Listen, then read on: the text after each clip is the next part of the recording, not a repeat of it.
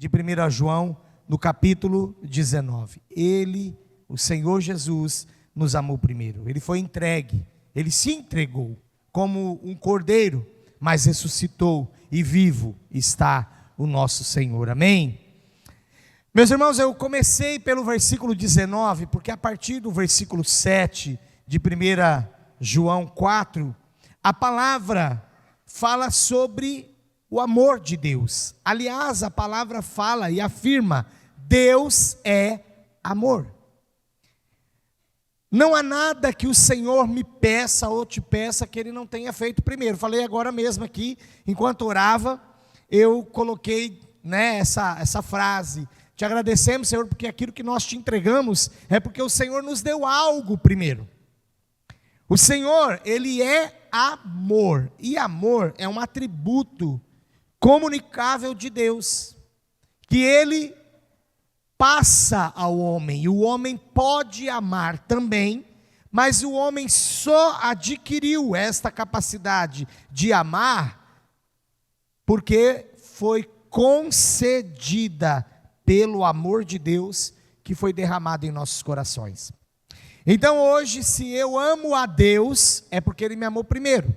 Se eu amo uma outra pessoa, é porque Ele me amou primeiro. Sempre o Senhor faz algo primeiro. Quando o Senhor pede para que nós sejamos misericordiosos, meus irmãos, a gente pensa assim: mas é uma coisa um pouco difícil, né? O que Deus está pedindo? Não, Ele só está pedindo aquilo que Ele é. Ele é misericordioso. Ele é um Deus de misericórdia. Se você derrama graça sobre a vida das pessoas, de alguém, é porque primeiramente você conheceu a graça de Deus. Tudo vem primeiramente dele.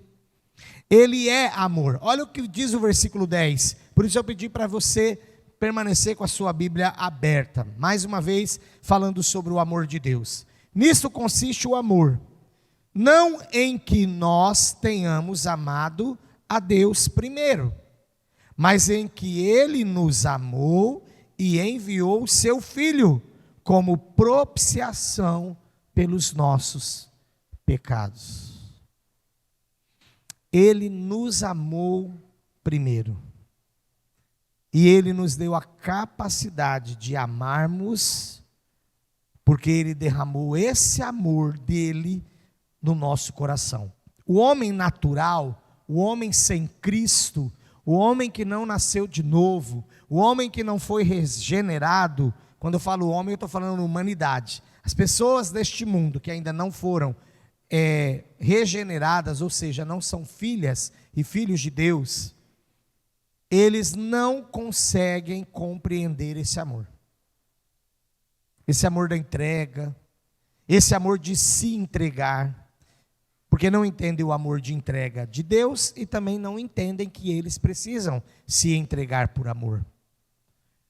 É muito importante nós aprendermos com o amor de Deus, porque o que nos faz filhos de Deus é porque nós amamos. E Ele nos ensinou, através do sacrifício de Jesus, o que é o amor. Por isso, nesta noite, Ele nos amou primeiro, é o título da mensagem. Eu quero falar muito a respeito da cruz. Eu quero falar muito a respeito daquilo que ela significa em nossas vidas hoje. Não é um símbolo, é um poder. Porque antes da cruz, o homem ele estava perdido, errante. Antes da cruz, não tinha nenhuma esperança de libertação. Depois da cruz, o caminho foi aberto. Mas, com a ressurreição, a esperança venceu e a certeza da vida eterna se instalou para sempre, porque Ele venceu a morte. Ele não ficou lá no túmulo, Ele não foi tirado do madeiro, morto, levado para o túmulo e ali ficou. Não, Ele ressuscitou e Ele está vivo. E uma vez eu ouvi essa frase e guardei. A cruz, ela prova o amor, e a ressurreição prova o poder. O poder sobre a morte. Meus irmãos, este é o último inimigo que nós, como seres humanos, enfrentaremos, é a morte. E esse inimigo, para ele, a gente vai perder. Mas Jesus não perdeu. Jesus não perdeu para a morte. Ele ressuscitou. Ele está vivo. Ele é poderoso. Ele foi o enviado por Deus, por amor, para provar o seu amor, para derramar o seu sangue. E antes deste sangue, a antiga aliança, mesmo sendo feito tudo de acordo com o próprio pedido de Deus, estatuto do Senhor, de ser um animal sem mancha, de ser um animal sem nenhum defeito. Então ele não tinha nem defeito estético e nem defeito por dentro. Ele não tinha defeito na pelagem, mancha, ele não tinha defeito nas patas. Geralmente ele era novo, ele era puro. Mas aquele sacrifício só alcançava, era o máximo que ele fazia, ele só alcançava cobrir os pecados. E por isso ele tinha que ser renovado. Agora, o sacrifício de Jesus, o derramar do seu sangue, o sangue derramado de Jesus, ele não só cobre, ele lava, ele apaga o pecado. Por isso, nesses dias, sexta-feira, relembramos a crucificação, hoje relembramos a sua ressurreição, a Páscoa.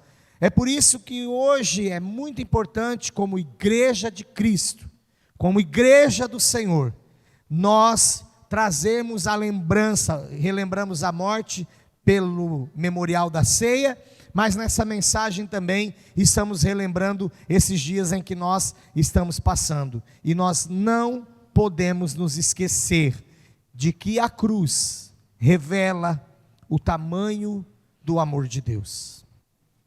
Tem uma ilustração muito antiga, eu acredito que os irmãos mais antigos de igreja já tenham ouvido essa ilustração. Eu lembrei dela essa semana, preparando a mensagem, e fui relembrando ali, digitando, buscando, e cheguei aqui no script, e eu quero ler essa ilustração para você, que vai nos fazer pensar agora. E depois, claro, sempre falando a respeito da palavra, mas essa ilustração é em concordância com a palavra também. É uma ilustração sobre um irmão que tomou o lugar do outro. E diz assim: em um país distante havia uma lei severa. Quem cometesse qualquer crime era condenado à morte sem possibilidade de recurso. 2 irmãos viviam ali. O mais novo era impulsivo, era inconsequente e acabou se envolvendo em um erro grave. Foi julgado, condenado e a sua execução já estava marcada. Aguardando ali os seus últimos dias, ele estava destruído por dentro. Não apenas pelo medo da morte, mas porque ele desenvolveu a consciência e começou a pensar no que ele tinha feito. O irmão mais velho se comoveu profundamente por causa da compaixão que tinha pelo irmão mais novo. Diferente deste irmão mais novo, ele era íntegro, respeitado e sem culpa alguma. Então ele fez algo impensável. Ele foi até as autoridades e disse: eu tomo o lugar dele. No início, pensaram que fosse loucura, tentaram falar para ele: não faça isso, não se entregue pelo seu irmão, não se entregue por ninguém.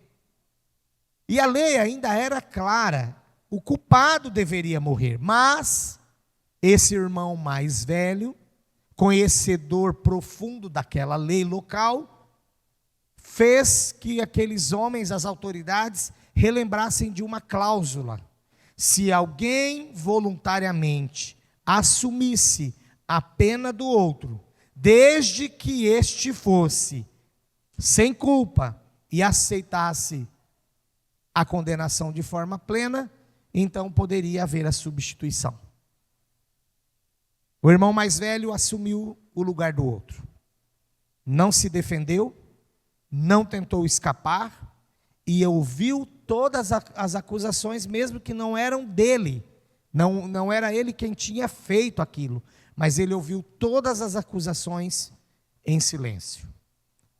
No dia da execução, não foi o culpado que foi até aquele local, foi o inocente. O irmão mais novo foi absolvido.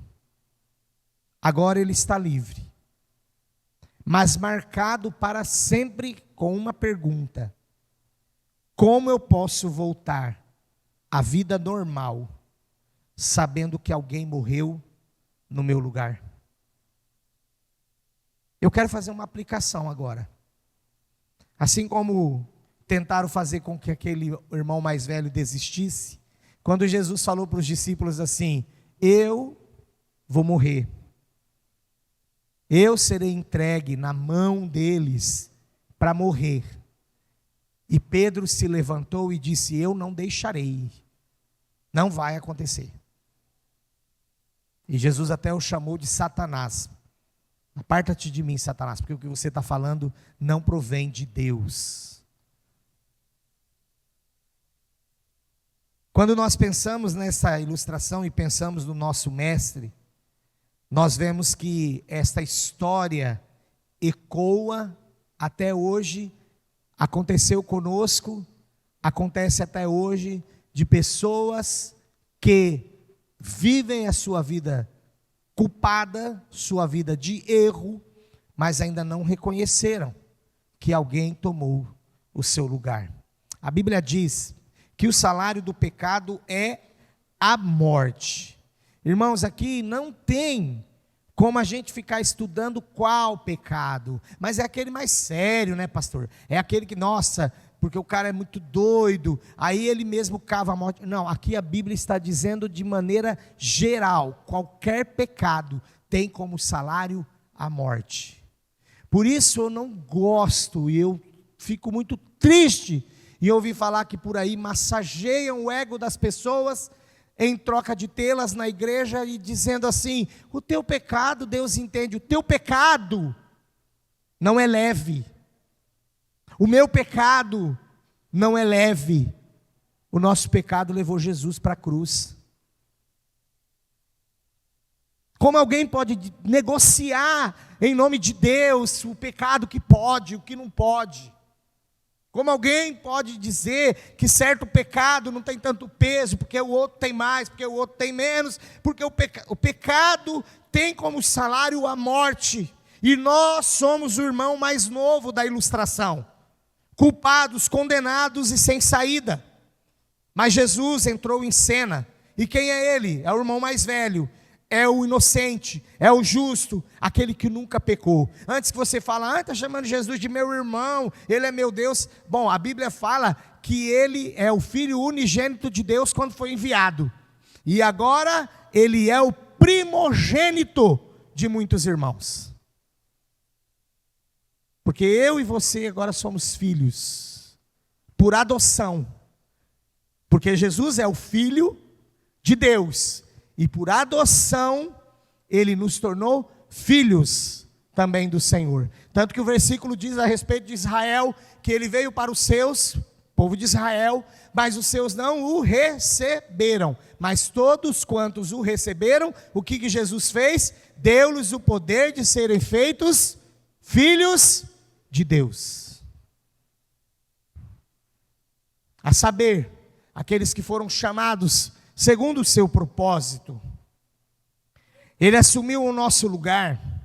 Mas eu quero dizer para você que lá em João 10:18, ele disse assim, ninguém tira a minha vida de mim, mas eu a dou por minha própria vontade. Foi ele quem quis se entregar.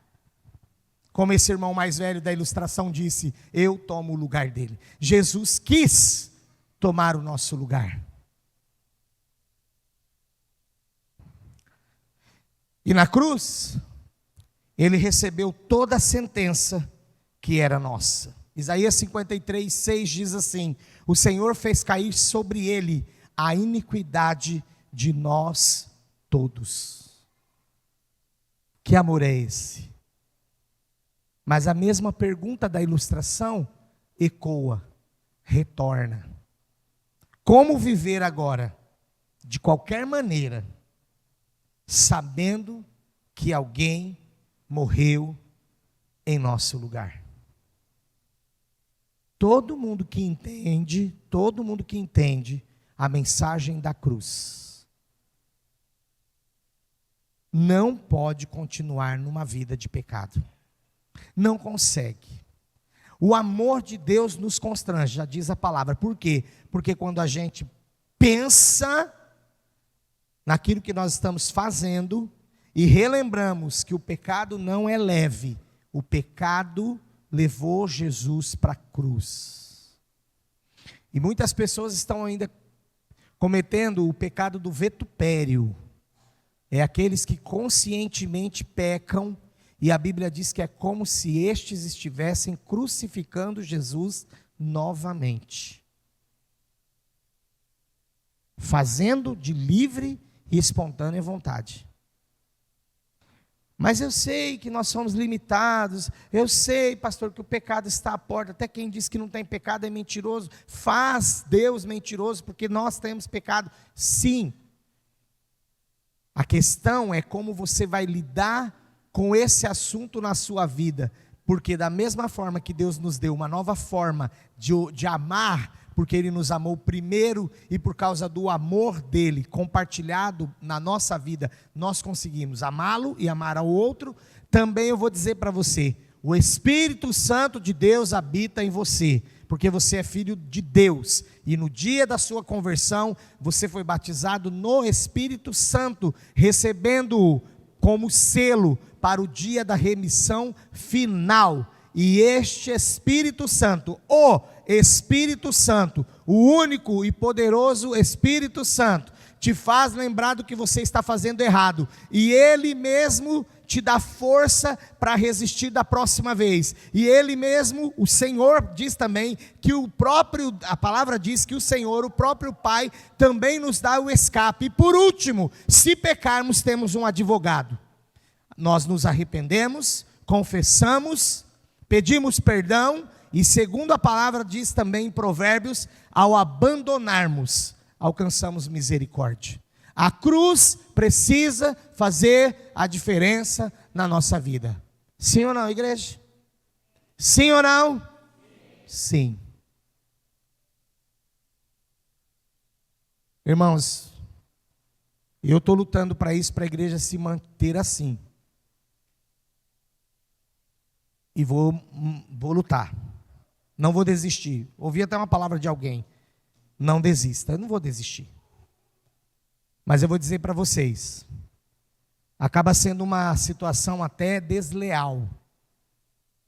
Porque quantas pessoas hoje estão talvez pregando essa mesma palavra para dizer assim: você que está cheio de pecado, Deus é... Mas não estão tratando a raiz do problema. Livre-se do pecado.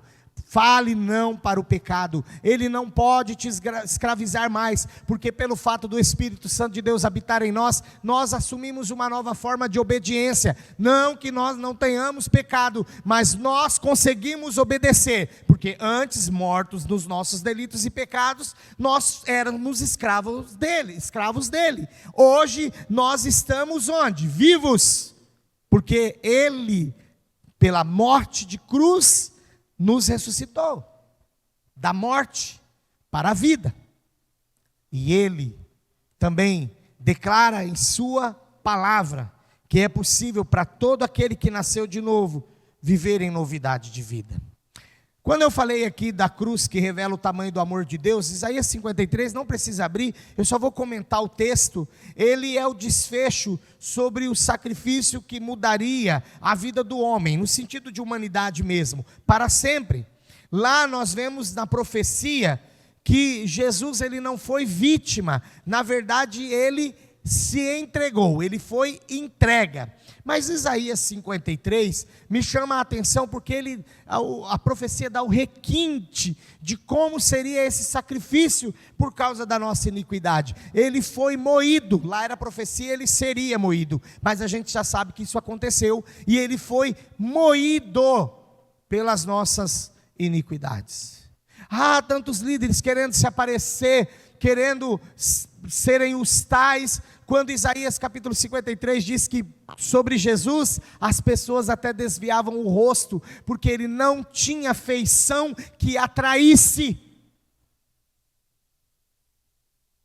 E este é um outro temor que eu tenho, eu não quero atrair ninguém para mim. Eu não morri na cruz. Eu quero que as pessoas vejam Jesus em mim e sigam Jesus. Ali ele levou as nossas dores na cruz. Ele carregou as nossas culpas. E ele tomou o nosso lugar. Lá em João capítulo 19, quando Jesus disse assim, está consumado, ele declarou, a dívida foi paga, a cédula foi rasgada, e o acesso ao Pai foi liberado. Eu não devo para mais ninguém. Tem gente até hoje com medo do diabo. Porque dependendo do que eu falar, o diabo escutar. Irmão, dependendo do que você falar, você não tem temor que Deus nem precisa escutar, Ele já conhece teu coração antes de você falar. Você não tem esse temor, não? Eu tenho temor daquilo que eu posso entristecer ao Senhor, não das ameaças do inimigo, que perdeu, porque a morte foi vencida e ele vencido junto. As obras do mal, as obras das trevas foram submetidas e estão debaixo dos pés de Jesus, debaixo da autoridade dele. A cruz também revela que o pecado tem consequência, eu já falei sobre isso, que não tem pecado leve. Alerta para quem não tem Jesus aqui, Enquanto você não entregar sua vida a Jesus, que Ele não lavar a tua vida, você não vencerá o pecado sozinho. E também confronto de responsabilidade para quem já declara que é de Deus, que tem Jesus no seu coração.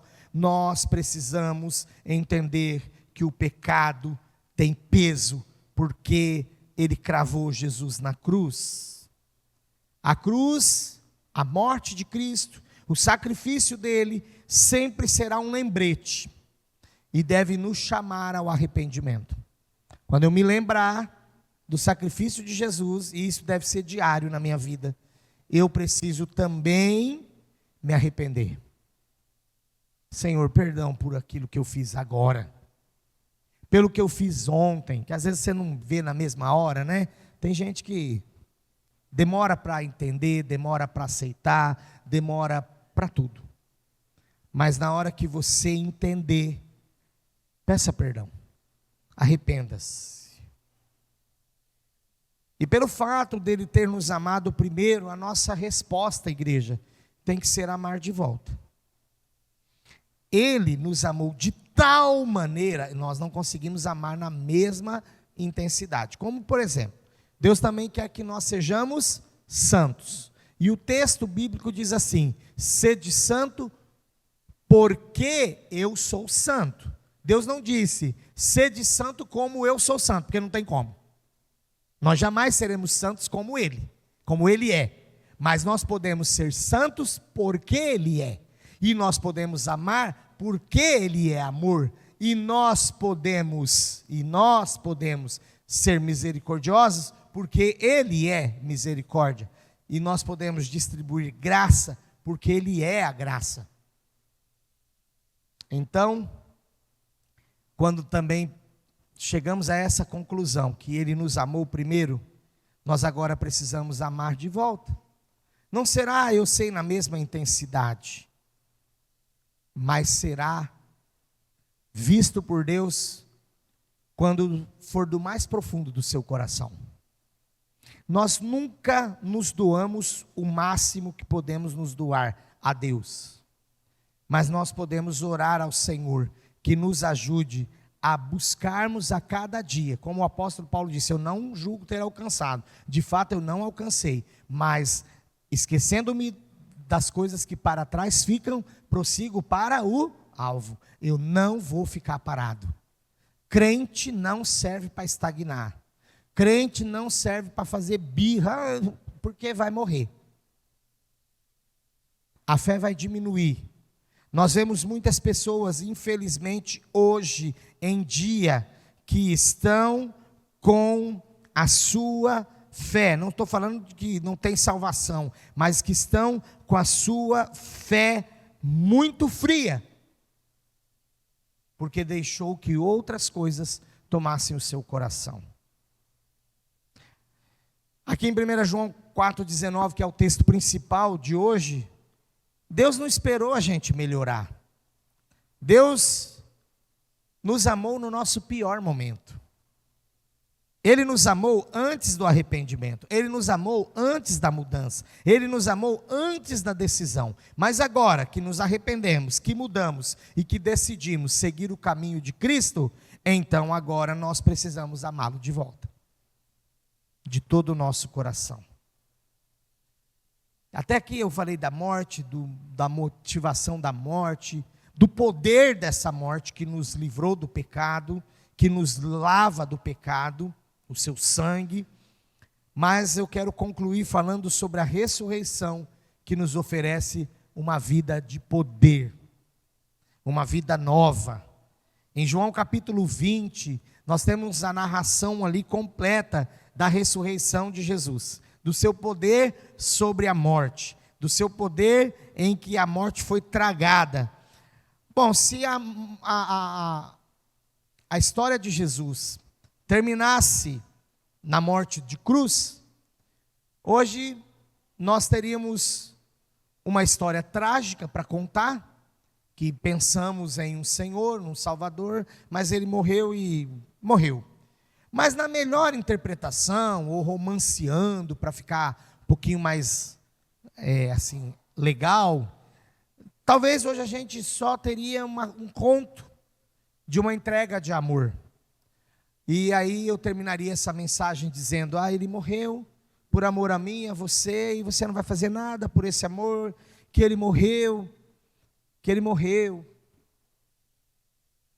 Meus irmãos, ficaria um conto que se esqueceria rapidamente. Muitas pessoas já morreram por amor, e elas foram esquecidas porque a pessoa talvez até pela qual esta aqui morreu por amor desta aqui, essa aqui casou de novo.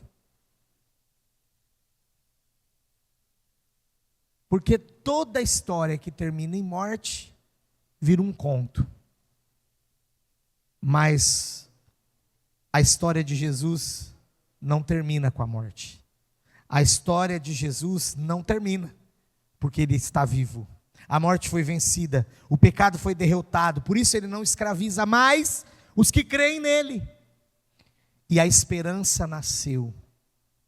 A ressurreição não é para nós um evento histórico, que até outras pessoas de outras crenças, de outras seitas, que nem declaram Jesus como Salvador, hoje falam, historicamente Jesus ressuscitou sim. Mas eles não creem no poder de Jesus, não creem no poder da ressurreição. Para eles é um evento histórico. Para nós não. Para nós é uma história de vida, e de vida nova. Em João 11:25 ele diz, eu sou a ressurreição e a vida. Todo aquele que crê no Senhor Jesus, ainda que esteja morto, viverá. Quando nós estivermos lá no nosso último dia, se Jesus não voltar, não arrebatar a sua igreja, não me levar com você para o céu, vivos, lá no dia da urna lá, eu vou poder olhar e dizer assim, eu sei que aqui está o corpo, está a matéria, mas essa pessoa vive com o Senhor, porque a ressurreição de Jesus alcança a todos nós. Feche seus olhos agora e vamos nos colocar diante do Senhor. Vamos pedir ao Senhor que nos ajude a entendermos a sua palavra. Eu não sei se aqui hoje nós temos esses dois tipos de pessoa que eu vou falar. O primeiro tipo de pessoa é aquela que ainda não entregou a sua vida a Jesus. E sem Jesus você não vence o pecado. Sem Jesus o seu pecado não é lavado, você não é redimido, você não nasce de novo, você não consegue viver plenamente para Deus e não consegue entrar para o novo e vivo caminho que vai até o Pai, que é Jesus. Então você precisa de Jesus. Você precisa, hoje é o dia. Eu não estou falando de uma religião, mas eu estou falando sobre relacionamento. Você precisa se relacionar e tão somente se relacionar com Jesus. Ele quer te salvar e Ele quer te transformar em uma nova criatura. Ele deixou aquela cruz vazia, Ele deixou o túmulo vazio, por isso o convite dele é vivo. E é para gente viva como você, que agora declara Jesus.